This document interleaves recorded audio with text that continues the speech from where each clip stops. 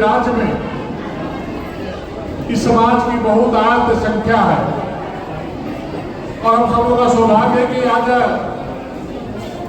देश के सर्वोच्च पद पर आप ही का समाज का एक गरीब बाप का, गरीब माँ का बेटा, भारत माँ का लाल नरेंद्र मोदी जी देश का नेतृत्व कर रहे हैं, प्रधानमंत्री के पद को सुशोभित करते हुए। अमित शाह जी आप ही के समाज से आने वाले लोग हैं।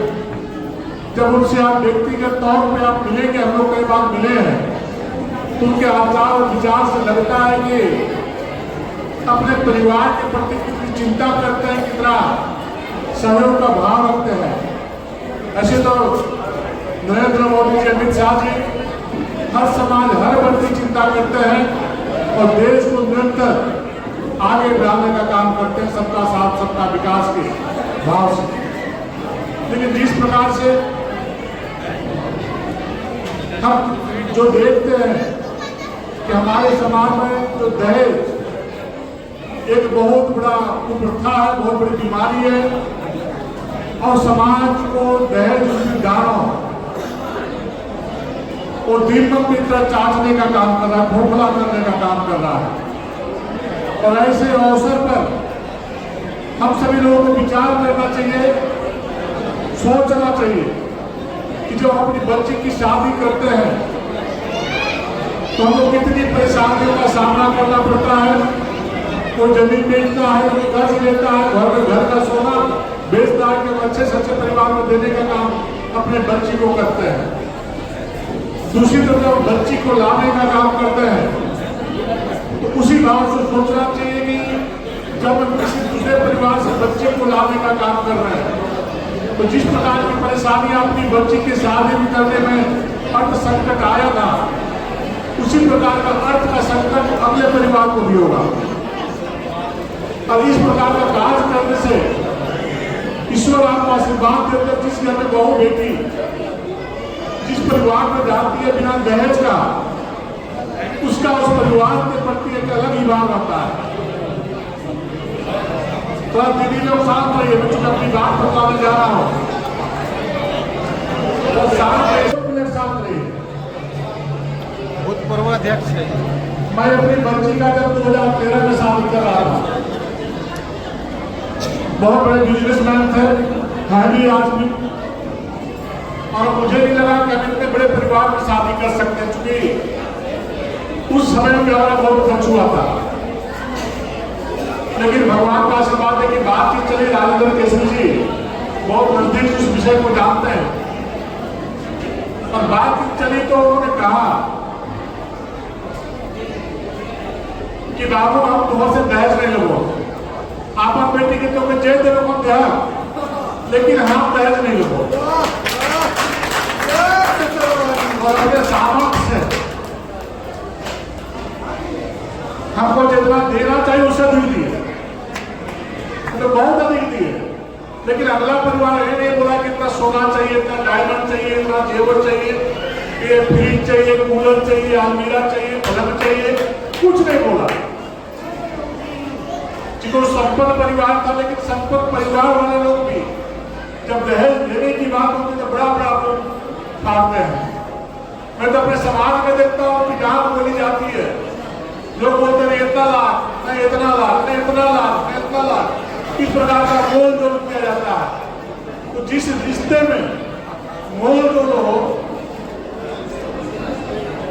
जोड़ तोड़ो, पैसा का लेन देन की बात हो, जिस परिवार को कमा करके दहेज लेकर के उस घर से बेटी लाने का काम करेंगे, तो बेटी हमेशा हमको दूसरे निगाह से देखने का काम करेगी।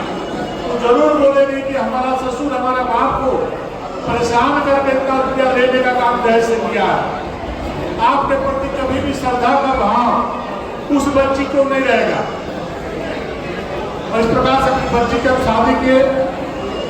जब 2018 में मेरा बेटा इंजीनियर था, राज्य सरकार में नौकरी करता है, जब शादी होने लगी तो बड़े बड़े पार्टी आए कि नहीं हम इतना पैसा देंगे, हम इतना देंगे, हम इतना जेवर देंगे।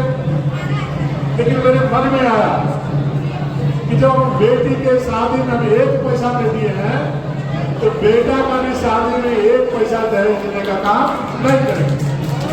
और 1 पैसा दहेज नहीं लिए और कोई बहुत बड़ा शहर से नहीं, राजपुर से, औरंगाबाद से, कहाँ से बड़े बड़े लोग रिश्तेदारी के लिए आए थे।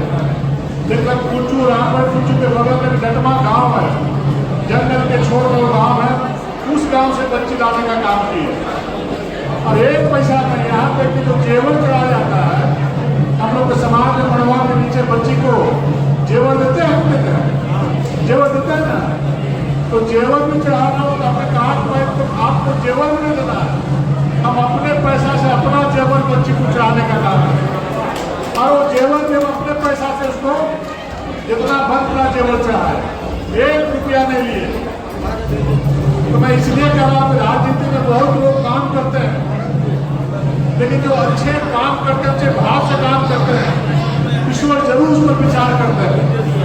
हम लोग सपना में भी कभी नहीं सोचे थे कि राज्यसभा का सांसद बनेंगे, क्योंकि लोग देखते थे कि करोड़ों करोड़ रुपया पैसा दे करके सांसद का टिकट देते थे। 2019 में पार्लियामेंट में बहुत नाम चला, टिकट नहीं मिला, लेकिन मेरा मन में कहीं कोई तकलीफ नहीं हुई।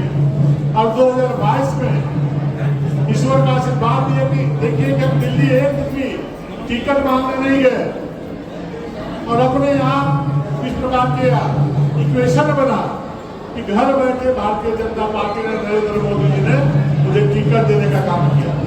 एक साधारण परिवार से आने वाले लोग हम लोग हैं, आज भी गांव में रहते हैं और सेवा के भाव से काम करते हैं। हम अपने जिंदगी में देखा कि दरवाजे पे कोई भी आए, कभी उसको वापस नहीं लौटा है। जो भी जरूरत है, जिसे 5 रुपया ऐसे था 5 रुपया देते थे, जब 50 रुपया देते 50 रुपया देते थे, और अब जो बन पड़ता था उसको बढ़ता वो देते हैं। और अपने घर से कभी भी 1 गिलास पानी चाय पिलाए बगैर उसको वापस नहीं जाने देते हैं शुरू से। इस प्रकार से सेवा के भाव से जनता का सेवा करना चाहिए। ईश्वर है, ये कोई नहीं कर सकता, ईश्वर नहीं है। ईश्वर की सामने हमारे को रहती है। जो अच्छा काम करता है, जो अच्छा परिणाम निकालता है, जो बुरा काम करता है, उसको बुरा परिणाम निकालता है।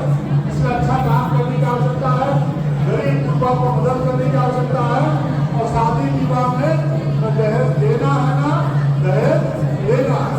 समाज की कुरीतियों को खत्म करने की आवश्यकता है। तभी इस कार्यक्रम करने का कोई औचित्य बनेगा। ये सभी लोगों को विचार करना चाहिए, विशेष करके महिलाओं का, चूंकि यही लोग सास भी करती है और माँ भी करती है।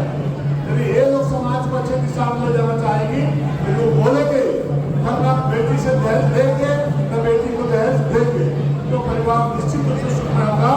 इसलिए समाज में आग्रह करना चाहता हूँ कि भविष्य में आप लोग इस प्रकार का चिंता करेंगे, आप लोग करते भी होंगे, मैं नहीं जानता, लेकिन इस प्रकार का वातावरण का निर्माण करने की आवश्यकता समाज में है। एक एक लोग को विचार करने की आवश्यकता है। और हम आपके समाज के लोग हैं, कभी भी किसी प्रकार की कोई आवश्यकता पड़े तो आप हमें बदलाने का काम करें। जितना भी बन पड़ेगा अपनी तरफ से मदद किया जाएगा। अनिल केसरी जी, राजेंद्र केसरी, तपेश्वर केसरी जी जो भी बोलते हैं हम लोग उसको सहर्ष स्वीकार करते हैं। कार्तिक केसरी जी, और उसको पूरा करने का जितना ताकत होता है वो पूरा करने का काम करते हैं। अभी तपेश्वर केसरी जी, अनिल केसरी जी, कार्तिक केसरी जी है, अब यहाँ हाई मार्क्स लाइट लगवा रहे हैं। अनिल जी को हमने फोन करके बोला कि पिठोरिया में अनिल जी कहाँ है मास्टर लगवाइएगा, तो अनिल जी बोले भैया बस्ती में लगवा दीजिए। हमको लगता है वहाँ गड्ढा उड्ढा भी खोदा भी आता पता है ना। तो इस प्रकार से अपने लोगों के प्रति हम चिंता करते हैं। नगरी में भी हम कुछ बोल के आए हैं, उसको भी हम लोग पूरा करने का काम डिस्कस करेंगे। और जो भी आवश्यकता हो आप लोग बदलाने का काम करेंगे, जितना हो पाएगा। ऐसा नहीं कितना अधिक बोल रहे कि हम कर ही नहीं पाएंगे, इसलिए जितना बल पड़ेगा समाज को हमेशा मदद करने का काम करेंगे। यही प्रार्थना करके वाणी को विराम देता हूँ। बहुत बहुत धन्यवाद।